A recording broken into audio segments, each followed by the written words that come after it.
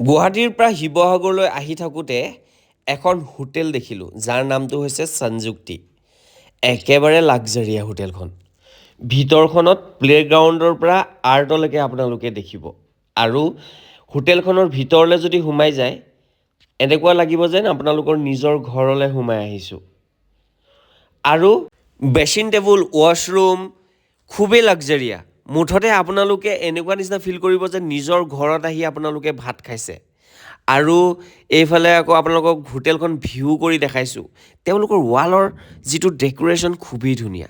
লগতে আকৌ পানী বটল বিৰাট টেষ্টি। এইফালে ভেজিটেবল খানা, ইয়াত মাছ মাংসৰ কথা নাই, একেবাৰে ঘৰত খোৱাৰ নিচিনা লাগে। বাকী তেওঁলোকে ৱালত যিবিলাক আৰ্ট কৰি ৰাখিছে নেক্সট লেভেল আৰ্ট বুলি ক'ব লাগিব। জুবিনদাৰ ফটোখন খুব ডাঙৰকৈ লগাই থৈছে, দেখিছে নাই?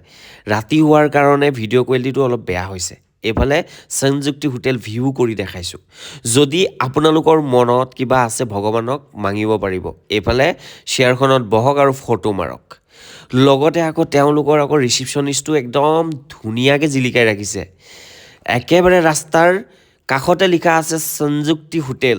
আৰু এইফালে আকৌ জুইৰো সোৱাদ লৈ আহিছোঁ। লগতে আকৌ SRS লাক্সাৰিয়াখনত আহিছিলোঁ, খুবেই ধুনীয়া। বাকী ভিডিঅ'টো কেনেকুৱা লাগিলে?